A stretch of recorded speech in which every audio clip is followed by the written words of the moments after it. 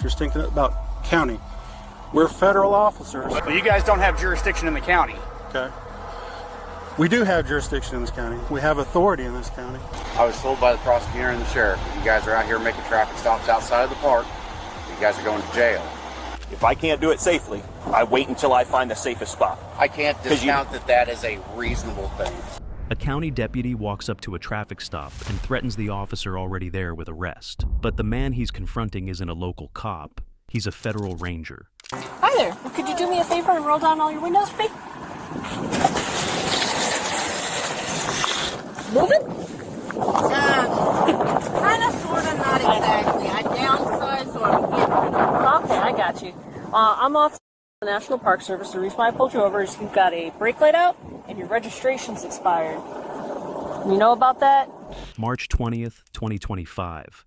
A quiet highway near the Ozark National Scenic Riverways in Missouri suddenly becomes the stage for a jurisdictional showdown between local authority and federal power. Scalloped potatoes? So what's in all the boxes? They're all empty right now. Oh, you don't have to go reaching for them. It's all good. Like I said, I downsized from like a normal house to a 300 square foot house, so I'm in the process of sorting through everything and getting rid of a bunch. I got you. All right. No marijuana or anything like that in the vehicle? Alrighty. What's happening? What's going on?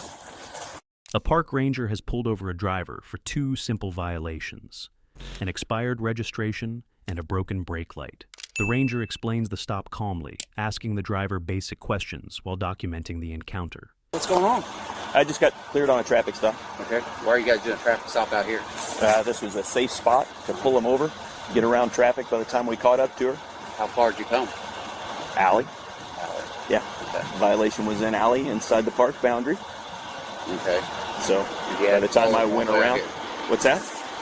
We had to go around vehicles. But there's one detail that quickly changes everything. The vehicle is stopped just outside the park boundary. We had to go around vehicles. Okay, this was a safe spot to get them off of the highway. Safe spot to conduct the stop and for us. Okay. So long story short, I was told by the prosecutor and the sheriff that you guys are out here making traffic stops outside of the park. You guys are going to jail. We understand that you guys can make a traffic stop outside of the park. Okay. If you're following him for something happened inside the park. There's no reason to follow him this damn far outside of the park. If you would listen, I said that I had to get around vehicles. Okay? Moments later, a county sheriff's deputy pulls up to the scene. At first, it looks like routine backup, but the tone shifts almost immediately. By the time I caught up to him, we're in curves. Okay? This was the next best space for me to make sure that we were both off of the public roadway and we were both safe. Does that make sense? I am trying to just get what I need across to you, okay? The deputy approaches the ranger and delivers a warning instead of assistance. According to him, the prosecutor and the sheriff have already decided something. Federal rangers are not allowed to conduct traffic stops in the county outside the park. For the prosecutor, in this county, it's not happening anymore. What's not happening? You are not making traffic stops outside of your jurisdiction anymore. He doesn't dictate the law for the federal side. Okay. You want to call him and talk to him about that? We know him. We will. Call him and talk to him. Tell him. I can't make you do anything. Let's think about this. This is only going to escalate. So do your best to try to keep your stops on your land. The ranger stays composed and explains what actually happened. The violation occurred inside the park, but traffic and narrow rural roads forced him to follow the vehicle until he found a safe location to stop it. This is the first time I've made it even remotely this far. Okay. And that's just because of the stuff that we ran into this time. 9 times out of 10, it happens at E Highway if we're coming this way, if I can't get them at Harvey's. Okay. I mean, I know we try to keep stops inside the park. Okay, we try to keep stops inside the park. But a lot of times, the safest spot, and that's what I try to do. Safest for me, safest for who I'm pulling over, right? Right. Okay. These roads have blind curves and almost no shoulder. Pulling someone over in the wrong spot could get both officers and drivers killed. So the ranger waited until he could safely conduct the stop. Safety is my #1 thing. So if I can't do it safely, I wait until I find the safest spot. I can't discount that is a reasonable thing. Because, as you see, these roads, we don't have shoulders, okay? Right. Line curves, I don't want to get rear-ended, I don't want to get hit, and I don't want anybody else to. Pulling me over. But the deputy isn't interested in that explanation. He repeats the same warning again and again. If rangers continue making stops out here, someone is going to jail. Arrowhead 250. Being pulled over by a county deputy. Highway 60 between Burr Street and Winona. The ranger calmly pushes back. Federal law under Title 54 of the United States Code allows designated park rangers to enforce federal law and pursue individuals who commit offenses within park boundaries. How are you? Good, how are you doing? Man, I'm trying to find out who did a traffic stop in Eminence earlier by the school.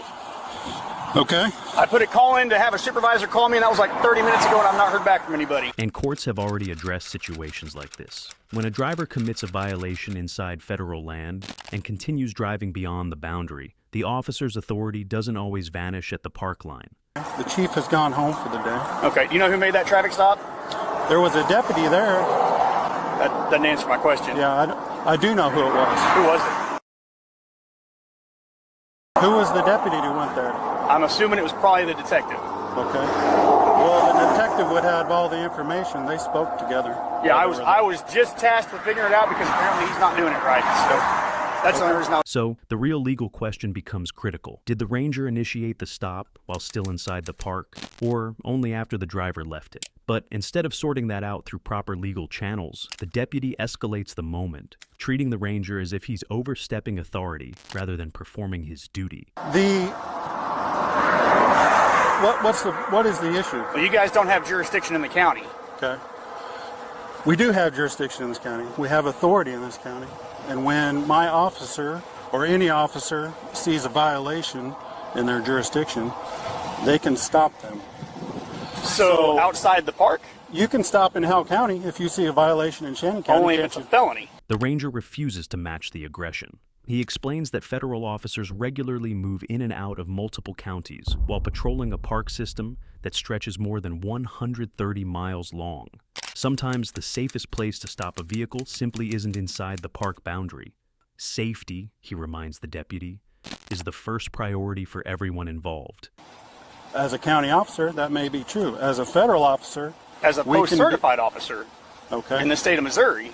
Okay. So the sheriff has made it very clear. You're talking about apples and oranges. I'm telling you, the sheriff wants it made very clear you guys are not to stop anybody in the county. Okay, well, then he can tell us that. So, we are going to keep doing our job in the park. And the reason for the stop, not speeding, not reckless driving, not a traffic violation. The deputy openly admits he pulled the ranger over simply to ask a question about the traffic stop. The statutes clearly state you guys have zero jurisdiction out here.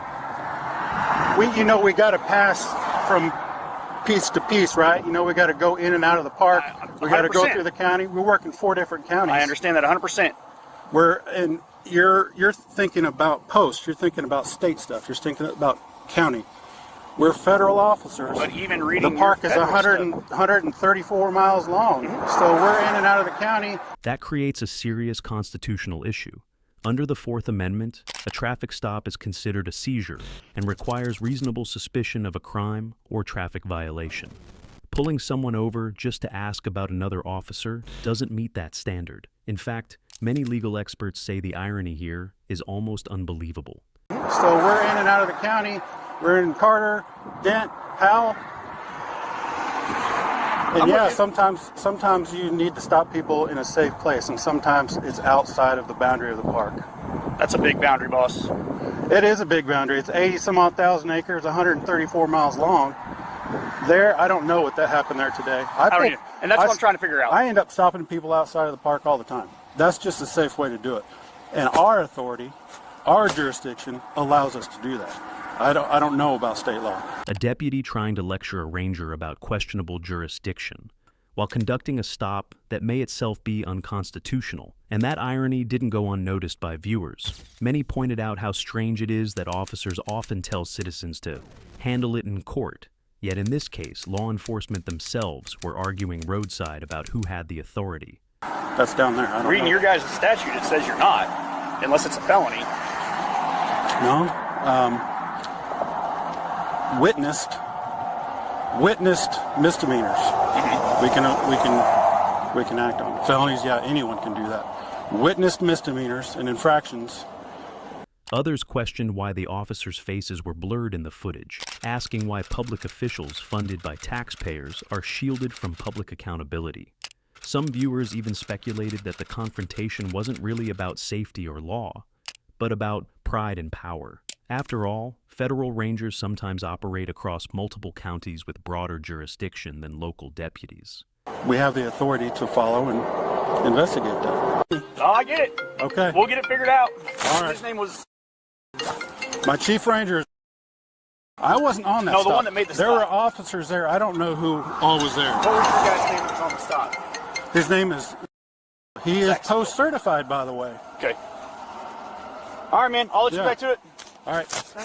You be careful. Incidents like this can carry serious legal consequences. If a court determines that the second deputy's stop lacked reasonable suspicion, it could be considered an unreasonable seizure under the Fourth Amendment. In civil rights cases involving unlawful stops, plaintiffs often file claims under 42 U.S.C. Section 1983, arguing that their constitutional rights were violated by government officials acting under color of law.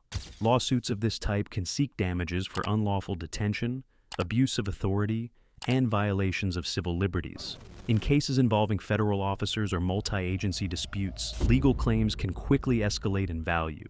Civil rights attorneys frequently pursue substantial compensation to deter future misconduct. In a case like this, a legal challenge could easily reach $1 million in damages, especially if the stop is proven to be deliberate, retaliatory, or part of a pattern of unconstitutional enforcement. But the encounter leaves behind a powerful reminder. When law enforcement agencies argue about jurisdiction on the roadside instead of resolving it through the law, the real risk isn't just confusion. It's a constitutional violation. Because sometimes the biggest legal mistake isn't breaking the law. It's believing your authority places you above it.